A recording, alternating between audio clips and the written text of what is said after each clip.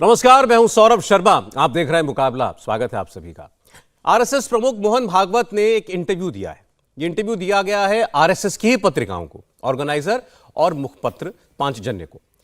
इसमें संघ प्रमुख मोहन भागवत ने बहुत सी ऐसी बातें कही हैं जिन पर उनके विरोधियों का रिएक्शन भी आया है, लेकिन उनकी ये बातें देश में हिंदू और हिंदुत्व वाली बहस पर कुछ रोशनी डालने वाली भी हैं। मोटी मोटी बातें जो उन्होंने कही हैं हम आपको बताएंगे, और खासकर वो जिन पर विवाद हो रहा है या जिन पर रिएक्शन आ रहा है। यह भी आपको बताएंगे कैसे उनके विरोधी संघ पर, बीजेपी पर वार कर रहे हैं। तो सबसे पहले आपको बताते हैं कि आज की तारीख में हिंदू, हिंदुस्तान और देश में रहने वाले मुसलमानों को लेकर संघ प्रमुख के क्या विचार हैं, अपने इस इंटरव्यू में वो क्या कह रहे हैं। सबसे पहले मोहन भागवत ने अपने इस इंटरव्यू में हिंदू समाज पर बात की, हिंदू समाज के हालात पर बात की। मोहन भागवत ने कहा कि हिंदू समाज लगभग 1000 वर्ष से युद्ध लड़ रहा है। विदेशी लोग, विदेशी प्रभाव और विदेशी षड्यंत्र, इनसे एक लड़ाई चल रही है। संघ ने इसको लेकर काम किया है, और भी लोगों ने काम किया है, बहुत से लोगों ने इनके बारे में कहा है, और उस सबसे हिंदू समाज जागृत हुआ है। जागृति की परंपरा जिस दिन पहला आक्रमणकारी सिकंदर आया तब से चल रही है। चाणक्य के बाद से अब तक की परंपरा में एक और लड़ाई के प्रति हिंदू समाज को आगाह किया गया है। अभी वो जागृत नहीं हुआ है। वो लड़ाई बाहर से नहीं है, वो लड़ाई अंदर से है।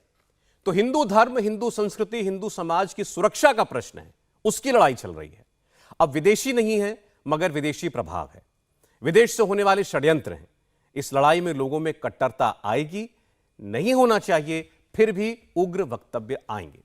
मोहन भागवत के इंटरव्यू के इस हिस्से में उनके विरोधी ये कह रहे हैं कि देश में फैलती असहिष्णुता को एक तरीके से जायज ठहरा रहे हैं संघ प्रमुख, जब वो ये कहते हैं कि हिंदू समाज एक लड़ाई लड़ रहा है, और जब लड़ाई के हालात होते हैं तो उग्रता आती है। इसके बाद मोहन भागवत ने यह भी बताया कि हिंदुत्व क्या है। उन्होंने कहा कि हिंदुत्व सबको साथ लेकर चलना सिखाता है। हिंदू हमारी राष्ट्रीय पहचान है, राष्ट्रीयता है, हिंदू हमारी प्रवृत्ति है। सबको अपना मानने की, सबको साथ लेकर चलने की प्रवृत्ति है। मोहन भागवत कहते हैं, मेरा ही सही, तुम्हारा गलत है, ऐसा नहीं है। तुम्हारी जगह तुम्हारा ठीक, मेरी जगह मेरा ठीक। झगड़ा क्यों करें, मिलकर चलें, यही हिंदुत्व है। उसके मानने वाले लोगों की संख्या बनी रहती है तो भारत एक रहता है। भारत दुनिया को एकता की ओर ले जाता है। यह केवल भारत की बात नहीं, मानव कल्याण की बात है।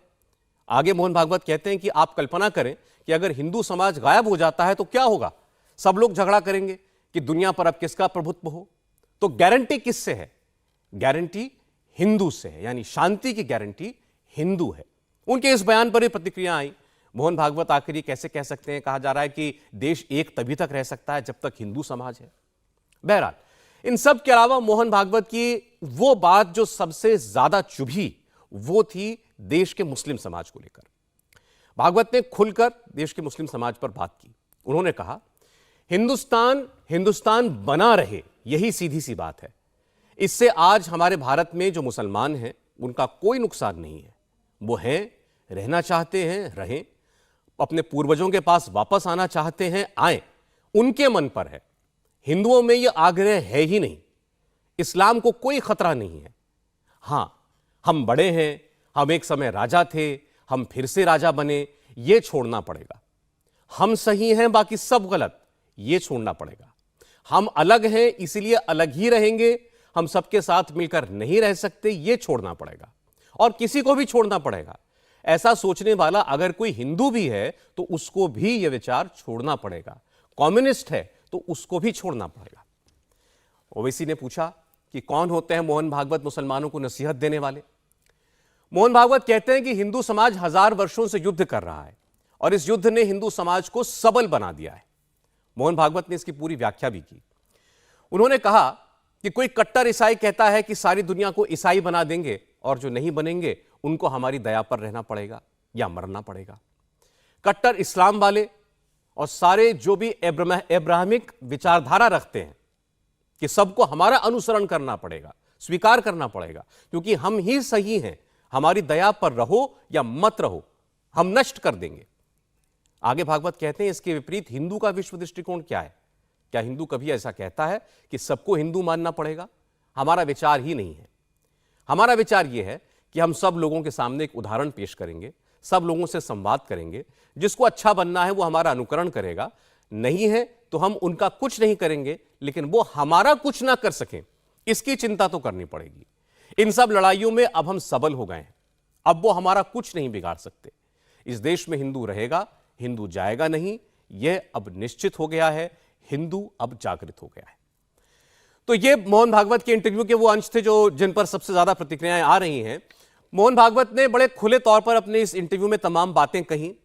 कांग्रेस पार्टी की तरफ से रिएक्शन आया, असदुद्दीन ओवैसी की तरफ से बातें आई। कांग्रेस नेता दिग्विजय सिंह ने कहा कि मोहन भागवत दो मुही बात कर रहे हैं। केवल हमारे जो अलाइज हैं उन पर नहीं हुआ है, आरएसएस पर भी हुआ है। कभी उम्मीद कर सकते थे कि मोहन भागवत मदरसा जाएंगे देखने के लिए या किसी उसमें मस्जिद में जाएंगे, कभी उम्मीद कर सकते थे? और वो भी जाने लगे हैं। तो केवल असर हमारे अलाइज पे नहीं हुआ है, आरएसएस पे भी हुआ है। लड़ाई विचारधारा की है।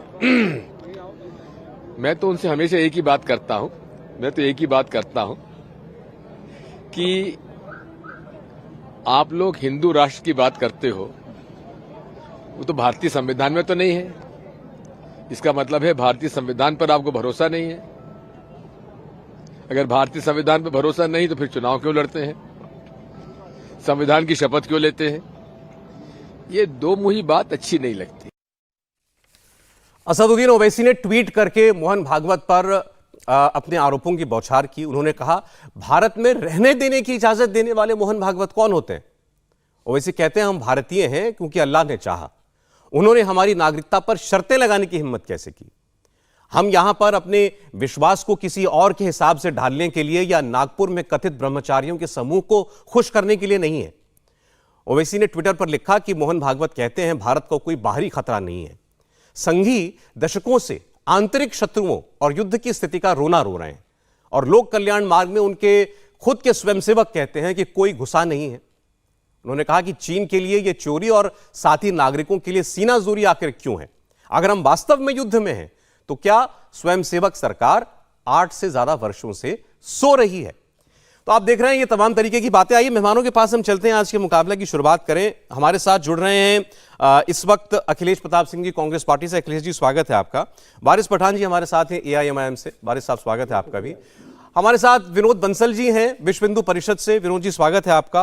रतन शारदा जी हमारे साथ हैं राजनीतिक विश्लेषक की भूमिका में और आरएसएस के विचार आपके सामने रखने के लिए। रतन जी आपका स्वागत है। शुरुआत करना चाहते हैं मैं रतन जी आपसे, आज इस चर्चा की शुरुआत करना चाहता हूं। मोहन भागवत जी का इंटरव्यू काफी लंबा है, बहुत सारे विषयों पर है। हमने वो अंश इसमें इस कार्यक्रम के लिए चुने जिन पर विवाद हो रहा है या जिनको लेकर के लोग रिएक्ट कर रहे हैं, खासकर पॉलिटिकल लोग रिएक्ट कर रहे हैं। सबसे बड़ा आरोप जो लगा इस इंटरव्यू के बाद वो ये कि देश के अंदर हिंदुत्व के नाम पर हिंसा की जो भी वारदातें हुई उन सबको मोहन भागवत जी जायज ठहरा रहे हैं, यह कहकर के कि हम 1000 साल से युद्ध लड़ रहे हैं, आज भी हम पर खतरा है। आज बाहर से खतरा नहीं है, अंदर से खतरा है। लेकिन जब आप युद्ध लड़ते हैं तो उग्रता आती है। तो ये उग्रता को वो एक तरीके से बढ़ावा देना चाहते हैं या प्रश्रय देना चाहते हैं? देखिए, पहली बात तो मैं छोटी सी रख दूं कि ये सारा जो कंफ्यूजन है जिसके कारण दिग्विजय सिंह कहते हैं कि आपको अब संविधान पे भरोसा है कि नहीं, वो हम अंतर नहीं करते राष्ट्र और राज्य में। संघ की क्लियर कट आइडिया है कि राष्ट्र जो है वो राज्य से अलग है। Nation is different from state and nation state is not we are asking for. तो यह राष्ट्र, यह हिंदू राष्ट्र है, यह राज्य सेक्युलर होगा और यह गवर्नमेंट सेक्युलर होगी, लेकिन इसकी जो थिंकिंग है, इसकी जो संस्कृति है वो हिंदू की है। ये एक मान्य बात है। अब बात आते हैं कि मोहन राव ने क्या कहा। मोहन राव ने ये नहीं कहा कि यहाँ पर रहने वालों को हक नहीं है रहने का। उन्होंने कहा कि उग्र लोग होते हैं, उग्रता सही नहीं होती। आप पूरा अगर आप स्टेटमेंट देखेंगे तो कुछ लोग उग्र हो जाते हैं, लेकिन हर बार उग्र होना ठीक नहीं। बैलेंस व्यू से, शांति से बात रखनी चाहिए, समय के हिसाब से विषय रखना चाहिए। तो स्पष्ट रूप से उन्होंने उग्रवादियों को या उग्र लोगों को जस्टिफाई नहीं किया। उन्होंने कहा कि जिस का माहौल है, एक सिविलाइजेशनल वॉर चल रही है, उसके अंदर कुछ लोग अधिक उग्र हो सकते हैं। अब जहां तक सवाल है कि उनको बोलने का हक क्या है, बैठे हैं एएमआईएम वाले। एआईएम का नाम है इत्तेहाद मुस्लिमीन, जो कि सेक्युलर नहीं, मुसलमानों के नाम से पार्टी है। अब ये जो पार्टी है, ये आज कहे जिसके पास नोटा से भी कम वोट है, कि कहे कि मोहन जी को क्या अधिकार है। मोहन भागवत विश्व की, भारत की नहीं, विश्व की सबसे बड़ी सामाजिक संस्था के नेता है। और वो जो कहते हैं उसको लोग ध्यान से बात सुनते हैं। अगर वो कहते हैं कि सभी को मिलकर रहना चाहिए, अगर वो कहते हैं कि अपनी सुप्रीमेसिस्ट आइडिया छोड़नी पड़ेगी, सुप्रीमेसिस्ट आइडिया क्या है? कि जैसे उन्होंने कहा, केवल मेरा पंथ श्रेष्ठ है, बाकी सारे पंथ जो है वो निकृष्ट है, और अगर वो दूसरे पंथ पे चलते हैं और सेकंड क्लास सिटीजन है, या उनको रहने का हक नहीं, जी या जैसे इतिहास में देखा ऐसे लोगों को मार दिया जा सकता है, उनको द्वितीय नागरिक बनाया जा सकता है, गुलाम बनाया जा सकता है। और दूसरी तरफ हिंदुत्व की थिंकिंग है जो कहता है कि एकम सत विप्र बहुधा वदंती, सभी विचारों का मान किया जाए, सभी को रहने का हक है, सभी को अपना अपना स्थान है, और सभी को इज्जत से देखा जाता है। हमारे देश में अलग विचारों के कारण कभी किसी को मारा नहीं गया, अलग अलग अलग तरीके से नए पंथ निकालने वालों को कष्ट नहीं दिया गया, जी ठीक बल्कि उनको गुरु माना गया, भगवान माना गया। ठीक। तो इस भूमिका के अंदर अगर कोई कहे कि मैं 800 साल राज्य किया था और मैं फिर करूंगा, या कहे कि मैं इन्वेडर्स के साथ हूं, मेरे पूर्वज ठीक है। बाबर और औरंगजेब थे, जबकि वो लोग नहीं, यहीं पर उन्होंने वही कष्ट सहे जो हमने सहे। मैं इसका जवाब लेता हूं रतन जी। एक बात पर आप थोड़ा और बता दें, उसके बाद फिर मैं आगे बढ़ता हूं। उन्होंने ये, जब वो ये कहते हैं मोहन भागवत जी कि अब लड़ाई बाहर से नहीं है, लड़ाई अंदर से है, हिंदू धर्म संस्कृति समाज की सुरक्षा का प्रश्न है, अब विदेशी नहीं है मगर विदेशी प्रभाव, विदेश से होने वाले षड्यंत्र हैं, तो वो कौन से आंतरिक खतरे की, आंतरिक दुश्मन की बात कर रहे हैं? देखिए, हमें पता है कि नॉर्थ ईस्ट के अंदर सेपरेटिज्म का जो सारा खेल चला, जो सारे विद्रोह चले, जो हिंसा हुई, वो 1930 1830 के बाद वहाँ ईसाई मिशनरी जाने के बाद में, जो वहां पर 1950 के बाद भी बहुत भयंकर रूप से कन्वर्जन हुए, जिसको पंडित नेहरू ने भी कहा था कि चर्च को जो काम करते करने दो। मेरे सामने कोटेशन है, कल मैंने कोटेशन दिया था। खैर, उसके कारण सेपरेटिज्म का बहुत बड़ा युद्ध हमें करना पड़ा। कश्मीर के अंदर हिंदू माइनॉरिटी जाने के बाद में कश्मीर के अंदर जो लगातार सेपरेटिज्म की लहर है, जो हिंसा है, उसका कारण हम जानते हो, क्लियरली कहते हैं कि हम यहाँ पर गजवा हिंद चाहते हैं। और इतना ही नहीं, तिमूर अलग क्यों हुआ, सूडान अलग क्यों हुआ, और पाकिस्तान अलग क्यों, ये भी हम जानते हैं। तो कहना कि ये क्यों उन्होंने कहा, ये स्पष्ट दिख रहा है कि अगर इस देश का अपना अपना अस्तित्व रखना है तो तभी तक अस्तित्व रहेगा जब तक हिंदू मेजोरिटी में। इसमें कोई शर्माने की बात नहीं, क्योंकि ये सबके सामने हिस्टोरिकल फैक्ट है। 80% अच्छा, अगर आपकी बात को मैं यूं कह दूं कि बकौल आपके खतरा जो मोहन भागवत जी बता रहे हैं देश को, वो क्रिश्चियन और ईसाई सुप्रीमेसी है। सुप्रीमेसिज्म में ईसाई और क्रिश्चियनिटी ये दुश्मन नहीं है, दुश्मन उनके नेता हैं जो खुद को सुप्रीमेसिस्ट बताते हैं, जिनका कहना है कि आप हमारे पंथ में नहीं आते तो आपका नाश होगा, आप नरक में जाएंगे, एटर्नल हेल में जाएंगे, आप काफिर हो जाएंगे, आप सिनर हो जाएंगे। इस बात को स्वीकार नहीं करते भारत की। मैं जवाब ले लूं जरा आपकी बात का, और इस इंटरव्यू पर जो रिएक्शंस आ रहे हैं उस पर एक बार पहले वारिस साहब के पास जाना चाहते हैं। वारिस साहब, ओवैसी साहब ने बड़ा फियर्सली रिएक्ट किया है। उन्होंने कहा है मोहन भागवत कौन होते हैं मुसलमानों को ये इजाजत देने वाले कि वो कैसे रहेंगे और किन शर्तों के साथ रहेंगे। अभी रतन शारदा जी पूरा कॉन्टेक्स्ट बता रहे थे कि मोहन भागवत जी ने तो सिर्फ, उन्होंने तो उल्टा ये कहा है कि आप जैसे रहना चाहते हैं ऐसे रहें, अपनी बात थोपे ना किसी के ऊपर, आप ही सही दूसरा गलत, ये विचार ना लाएं, आप जैसे रहना चाहते हैं रहें। इसमें क्या गलत है? झूठ बोलते हैं रतन शर्मा। मोहन भागवत कौन होते हैं हमको बोलने वाले कि किस तरह से यहाँ से रहना चाहिए, क्या सुप्रीमेसी छोड़ना चाहिए, क्या मोहन भागवत प्राइम मिनिस्टर है, प्रेसिडेंट है, कौन है वो? बार बार आते हैं, नफरत की राजनीति फैला के चले जाते हैं, हिंदू मुसलमानों को बंटवारे की बात कर रहे हैं ये मोहन भागवत। अरे हम लोग, ये आरएसएस वही है ना, कहाँ थे आजादी के वक्त इन लोग? अरे रतन शारदा, हम लोग वो है जो आजादी के समय देश के लिए लड़े, सेक्रीफाइस दिए, हमारी जाने गंवाई, तब देश आजाद हुआ। आप लोग कहाँ थे, चलिए बताओ, कहाँ थे मोहन भागवत और आरएसएस? 52 साल तक हमारे तिरंगे का अपमान किया। सुनिए, नहीं मेरी बात कंप्लीट होने दीजिए, बोलिए, जो बोलना है बात बोलिए, मैं उत्तर दूंगा। बीच में बोलना अच्छा नहीं है। आरएसएस कहा था बिल्कुल, देश की आजादी के टाइम 52 साल तक तो आपने हमारे तिरंगे का अपमान किया था। नागपुर के हेडक्वार्टर पे आप लहराते थे क्योंकि आपको लग रहा था कि तिरंगा अब शुगुन है, आपके लिए शुगुन तो सिर्फ भगवा रंग था। आजादी की लड़ाई में जब हम जाने गंवा रहे थे तब आप तो माफीनामे दे रहे थे। सावरकर तो माफीनामे पे माफीनामे लिखते जा रहे थे। गोवलकर कहाँ थे? ब्रिटिशरों के तलवे चाट रहे थे, उनकी मुखबिरी कर रहे थे, एजेंट थे उनके। और आज आप हमको सिखा रहे हो, आज हमको मैं उत्तर दूं। अच्छा, वारिस साहब, आप ट्रैवल कर रहे हैं इसलिए आपकी आवाज भी थोड़ा कट आ रही है। मुझे केवल इतना बताएं, ऐतराज किस बात पर है, इंटरव्यू के किस हिस्से पर ऐतराज है, बताइए। नहीं, मैं पहले उत्तर दे दूं इनको। रतन जी, एक मिनट। मुझे मोहन भागवत का जो इंटरव्यू मैंने देखा है, पढ़ा है, मुझे पूरे पूरे इंटरव्यू पे एतराज है। ये सिर्फ एक नफरत फैलाने वाला इंटरव्यू है। ये देश के अंदर एक तरह से मुसलमानों को ये दिखाने वाला इंटरव्यू है कि आपको अगर यहाँ रहना है तो हमारे टर्म्स एंड कंडीशन पर रहना होगा। अरे कौन होते हैं आप बोलने वाले? सुप्रीमेसी छोड़ने का कौन, क्यों क्यों छोड़ेंगे? अरे हम तो बाय बर्थ और बाय चॉइस इस देश में रह रहे हैं ना। हम लोग तो वही जितना की टू नेशन थियरी को टुकरा के हमारे देश में रह रहे, भारत में, भारत महान देश में। आप कौन होते हैं बोलने वाले? चलिए बताइए मेरे को। आप जाते हो मदरसे में जब आपका दिल करता है, उसके बाद कभी आप बोल देते हो कि सबका डीएनए पूरे देश वालों का एक सरीका है, फिर कभी आप इंटरव्यू के अंदर बोल देते हो कि सुप्रीमेसी छोड़ो। अरे आरएसएस वाले कितने सुप्रीमेसी दिखाते हैं, उनके बारे में क्या बोलेंगे? और इंटरनल खतरा किससे? अभी आपने बताया क्रिश्चियन इससे। अरे नहीं, अगर देश को आज सबसे बड़ा खतरा है तो पहले चाइना से है, जिसका नाम लेने से प्रधानमंत्री हिचकिचाते, कभी नाम भी नहीं लेते, ना कभी लाल आंख दिखाते, ना 56 इंच का सीधा दिखाने की ताकत है उनमें। चलिए ठीक है, तो खतरा तो आप उसके कह बारे रहे हैं में कि आप कह रहे हैं इस इंटरव्यू से साफ है कि सुप्रीमेसी की जो सोच है ये आरएसएस की विचारधारा है, और वो कौन होते हैं कि किसी को बताएं कि वो किन टर्म्स और कंडीशंस पर भारत में रहेंगे, वो कौन सी शर्तें हैं, लेकिन जो उन्होंने अगर कोई ऐसी बताई हो तो वो भी आप बताइएगा। एक बार रतन जी, एक बार अखिलेश जी भी बोले, उसके बाद आप एक उत्तर दीजिएगा। विनोद जी भी बोलना चाहते हैं। केवल 30 सेकंड। अच्छा, बहुत शॉर्ट में कहीं, फिर मैं अखिलेश जी के पास जाता हूँ। आजादी के अंदर संघ के योगदान के ऊपर मैं पुस्तक लिखता हूँ, नाव बुक पढ़ेंगे, संघर्ष स्वराज ना ये कहेंगे, और उसके अंदर क्लियरली बताया कि 1930 में 1900, अरे अब चुप रहिए ना, अब आपने कहा ना चुप रह के बात सुनो। 1930, 1942, 1947 का पार्टीशन जब सारे ऐश कर रहे थे उस समय संघ के लोगों को बचाने के लिए जान पे खेल रहे थे। जहां तक इनका सवाल है, यानी एक मिनट, एमआईएम ने कभी भी आजादी में हिस्सा नहीं लिया। वहां के रजाकार लड़ते रहे कि हैदराबाद को पाकिस्तान बनाना है, वो पाकिस्तान नहीं बना पाए, तब उनको झक मार के रहना पड़ा। चलिए ठीक है रतन जी, आज हम थोड़ी ब्रॉड बात कर रहे हैं, उसमें विषय पर रहना चाहता हूं। लेकिन एक बार अखिलेश जी के पास, कांग्रेस पार्टी ने रिएक्ट किया इस इंटरव्यू के बाद, कहा दो मुही बात करती है आरएसएस और मोहन भागवत। अरे भाई इनसे कह दीजिए कि सब लड़ाई है, लड़ाई नहीं, एक एक करके अखिलेश जी आप दिग्विजय सिंह जी की जो बात हमने सुनाई, उन्होंने कहा कि ये तो कांग्रेस पार्टी के प्रयासों का नतीजा है कि आज मोहन भागवत भी मस्जिद जा रहे हैं। तो एक और आप तो बता रहे हैं कि वो उनको इस राह जाना पड़ रहा है, और अभी एमआईएम वाले ये कह रहे हैं कि वो उल्टा हम पर शर्तें थोप रहे हैं, वो अपनी सुप्रीमेसी, अपनी दादागिरी दिखाना चाहते हैं। देखिए, ये जो लोग हैं जिनका आप जिक्र कर रहे हैं, कोई बड़ी आवश्यकता नहीं है, लेकिन आपको इनका जिक्र करना है। ये हैं कौन? ये क्या हिंदुओं के स्वयंभू, सारे देश के हिंदुओं के माउथपीस हैं क्या? लेकिन उन्हें अपने बनने का घमंड है कि हम हैं। ठीक है, आवश्यकता है, उनके पास चैनल है, बोल रहे हैं, उस पर बहस हो रही है।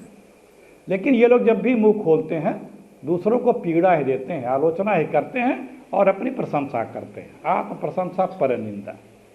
बातें तो बड़ी ऊंची ऊंची करेंगे और आदर्श की करेंगे। इनसे जरा सा भी आप असहमत हो लीजिए। लोकतंत्र है, हिंदू सनातन धर्म है। सनातन धर्म में की पहली बात है कि अनेकता में एकता, वसुधैव कुटुंबकम। किसी भी सनातन धर्म के आइडियोलॉजी के लोग पालन नहीं करते। आप इनसे सवाल कर लें, इनसे मत भिन्न हो जाएं, इनसे अलग राय रखें, तो सबसे पहले क्या कहते हैं? तुम पाकिस्तानी हो, तुम आतंकी हो, तुम खालिस्तानी हो, तुम नक्सल हो, तुम पाकिस्तान चले जाओ, सब कुछ बोलते हैं। रिकॉर्ड है, रोजाना बोलते हैं। अगर मोहन भागवत जी ये जो बोल रहे हैं ये सिर्फ बहस कराने या पोस्टरिंग के लिए है, क्योंकि अगर इनकी नीयत ठीक होती, चलिए आज ही से मान लीजिए इनकी नीयत ठीक है जी, तो भविष्य में फिर किसी बीजेपी आरएसएस के नेता के मुख से हिंदू मुसलमान की गाली गलौज नहीं सुनाई देनी चाहिए ना। नहीं, उसी की तो बात मैंने पूछा ना, वो अपने इंटरव्यू में कह रहे हैं कि लड़ाई चल रही है, लोग उग्र बयान देंगे, नहीं होना चाहिए लेकिन हो जाता है क्योंकि आप युद्ध लड़ रहे हैं। ये कौन है? देखिए, मैं वही तो कह रहा हूं, 100 साल भी नहीं हुए इनको आए, इसके पहले हजारों साल से है सनातन धर्मी हिंदू रह रहे हैं। ये थे क्या तब? और तब तलवार के बल पे सब कुछ होता था, राजा के मुख से निकली बाणी कानून होती थी, तब सनातन धर्म को कोई खतरा नहीं था। आज ये आके बताते हैं खतरा है। ये खुद भी हिंदू नहीं है, जैसा कि धर्म सम्राट करपात्री जी महाराज ने बताया है। उन्होंने किताब लिखी है, इन्होंने खुद बताया है। ये हमारे प्रवक्ता मेरे बड़े अच्छे मित्र हैं विनोद बंसल जी, बैठे हुए हैं। सीआईए ने इनके लिए क्या कहा है? अमेरिकी एजेंसी इनके लिए बजरंग दल को क्या तकमा बताया था? तो क्या ये छोड़ो भाई, यहाँ पे यहाँ पे आप कुछ भी बोलते रहो, करते अच्छा रहो। ठीक, और मतलब मैं अखिलेश जी, आपका अखिलेश जी, प्रयास मतलब वो करते मोहन रहो भागवत जो कि कह रहे हैं कि हम कमांड लड़ाई लड़ रहे हैं, हैं, जंग लड़ हम रहे देश की हैं चिंता और देश को कर रहे अंदर से हैं। खतरा है, आप कह रहे हैं सब बोगस बात है। वो उनका जो है ना, वो लड़ रहे हैं जंग, बट लोगों में नफरत फैलाने का वो लड़ रहे हैं। फैक्ट ये है, ये देश बहुत सहिष्णु है, जी। सबको लेके चलता है। और उस समय भी जब हम आज हैं और हमारा सब कुछ एक तरह से स्थापित है पूरी दुनिया में, तब तो ये नहीं थे। और आज ऐसे आके बताते हैं जैसे सब इन्होंने बचा के रखा है और सब अपने आप को ले रखा है। वो गांव में कहावत है ना, एक चिड़िया जो है जब खेत में सोती है तब पैर ऊपर करके सोती है। क्यों? उसे लगता है कि आसमान गिरेगा तो हम रोक लेंगे। अच्छा, तो वही हालत है। अच्छा ठीक है, तो अरे वो तो भाई, आगे ये भी कह रहे हैं, मैं ये विनोद जी के पास हमारी जा रहा हूं। अनेकता में एकता, जी ठीक है। अनेकता में एकता ही हमारी ताकत है। अच्छा, ठीक। मुंडे मुंडे मते भिन्न। आप अखिलेश जी कह रहे हैं, विनोद जी अखिलेश जी विनोद जी के पास जा रहा हूं। अखिलेश प्रताप सिंह जी कह रहे हैं आज देश इतना मजबूत है, आज समाज इतना मजबूत है, इसका श्रेय लेने के लिए संघ आ गया। जब आजादी की लड़ाई लड़ रहे थे तब कहीं नहीं थे, जब वास्तव में खतरा था समाज के ऊपर तब कहां थे संघ वाले? तब संघ था भी नहीं, अस्तित्व भी नहीं था। और उसके आगे जो मोहन भागवत जी कहते हैं कि अब हिंदू समाज सबल हो गया है, हम किसी का कुछ नहीं करेंगे लेकिन कोई कुछ हमारा भी ना कर सके, यानी हमारा कोई अनिष्ट ना कर सके, ये तो तय करना पड़ेगा। तो इससे वो क्या आशय रखते हैं विनोद जी? देखिए, दो चीजें हैं इसमें। बड़ी महत्वपूर्ण बात यह है कि जो लोग इस बात का दंभ भरते हैं कि मैं आजादी के आंदोलन में भागी रहा, मेरे पूर्वजों ने ये किया, मेरे पूर्वजों ने ये किया, तो कांग्रेस ने क्या किया पूरी दुनिया को पता है। वो कांग्रेस तो उसी समय समाप्त हो गई थी जब देश आजाद हुआ। तो महात्मा गांधी ने कहा ही था कि इसको विभाजन कर देना चाहिए, विलय कर देना चाहिए, खत्म कर देना चाहिए इसको। आप मुझे बताइए कि ये जो है, ये जो कांग्रेस का जो विकृत स्वरूप है, जो फर्जी गांधियों को लेकर के आज जो कांग्रेस आगे बढ़ रही है, मैं ज्यादा डिटेल में नहीं जाना चाहूंगा, जो विषयांतर हो जाएगा, लेकिन ये जवाब देना जरूरी था जिस तरह की भाषा का प्रयोग ये कर रहे थे माननीय प्रवक्ता जी। दूसरी बात यह कि ये जो रजाकारों की जो पार्टी है, जिन्होंने राष्ट्रद्रोह में और भारत विरोधी जो नीतियों में कोई कोर कसर नहीं छोड़ी, अंग्रेजों की तरफ से और मुगलों की तरफ से लड़ते रहे, और किसको नहीं पता कि हैदराबाद के निजाम को नीचे झुकाने के लिए स्वयं अगर सरदार वल्लभ भाई पटेल न होते तो ये सारे रजाकार हमारे ऊपर हमलावर होते। आज जो पाकिस्तान की जगह एक और पाकिस्तान यहाँ खड़ा हो जाता हैदराबाद के अंदर। लेकिन खैर बात अलग है, मैं उस विषय में नहीं जाना चाहता। कौन कितना देश के आपके सिद्धि दर्शक अच्छी तरह जानते हैं कि आजादी के आंदोलन में किसने कितना पार्टिसिपेट किया और किसकी वजह से आज देश बचा हुआ है। लेकिन एक अब मूल बात ये, तो पूज्य सरसंघ चालक जी ने जो बात कही, उस बात को जिस तरह से ये जो लोग छिछली भाषा का प्रयोग कर रहे हैं, और जिस तरह से पूज्य सरसंघ चालक जी जैसे महान व्यक्तित्व के विषय में इस तरह की गंदी जो एक टर्मिनोलॉजी का इस्तेमाल करते हुए, तू कौन होता है, वो कौन होता है और वो कौन होते हैं, तुम्हें किसने अधिकार दिया। अरे इसी बात से आपको पता लग रहा है कि आप कहाँ खड़े हैं और वो कहाँ खड़े हैं। देश के सुधी दर्शक इंडिया टीवी के अच्छी तरह जानते हैं कि कांग्रेस जिसकी धरातल, राजनीतिक धरातल जो रसातल में जा चुका और टटोल रही है, जिसकी जमानत जब्त होने के लिए भी उतने वोट नहीं मिल रहे, वो अपने आप को दम भर के कहता है कि मोहन भागवत कौन होते हैं। अरे शर्म करो यार, कम से कम किसी की पूजनीय को तो कम से कम आहत मत करो। लेकिन पूजा करने वाली वस्तुओं को या जो आदर के स्थान है भारत के, उनको अपमानित करने की तो पुरानी प्रवृत्ति और संस्कृति रही है कांग्रेस की, और कांग्रेस के पोख में जन्मे सारे राजनीतिक दलों की। मैं आ रहा हूं मूल पर। सौरभ जी देखिए, जिस तरह की बातें उन्होंने कही है उसके पीछे दो मूल तत्व हैं जो मैं समझाऊं। देखिए, उनकी बातों को समझना वैसे मेरे लिए बहुत कठिन काम है, क्योंकि देखिए मैं बहुत छोटा सा कार्यकर्ता हूं उनके समक्ष। लेकिन मैं ये कहना चाहता हूं, देखिए आज देश के अंदर जिस तरह से इस्लामिक कट्टरता और मित्रतियों के प्रति जो समर्थन, जो इलीगल कर रहे हैं, इलीगल कन्वर्जन कर रहे हैं बड़े पैमाने पर, या अपनी सुपरमेसी थोपने की कोशिश कर रहे हैं कि मेरा ही मजहब सर्वोच्च है, मेरे ही सिद्धांत बढ़िया है, मेरी किताब सर्वोपरि है। अगर कुरान के अंदर किसी को कोई इस्लाम को नहीं मानता तो काफिर है, अनेक बार इस बात को प्रचारित हो चुका। लेकिन अब ये चीजें भारत के अंदर नहीं चलने वाली भाई। अच्छा विनोद जी, यही सवाल है, यही प्रश्न है। एक मिनट, आपने भी, रतन जी ने भी यही बात कही थी और शब्दों में आपने भी वही बात कही। मैं जरा मुफ्ती साहब के पास जाऊं। मुफ्ती साहब, दो पहलू हैं इस बात के। पहली बात, वो कहते हैं ये सुप्रीमेसी वाली सोच, यानी मैं बड़ा हूं, मेरी सोच ही ठीक है, तुम गलत हो, इसको छोड़ना पड़ेगा। तो अब ये सोच हमारे यहाँ पर कितनी फैली हुई है, इसकी जड़ें कितनी गहरी हैं, अगर है एक बात। और दूसरा, जब वो कहते हैं कि इस सोच को त्यागना पड़ेगा, तो आप क्या कर लेंगे? कोई भी क्या कर लेगा इस सोच को हटाने के लिए?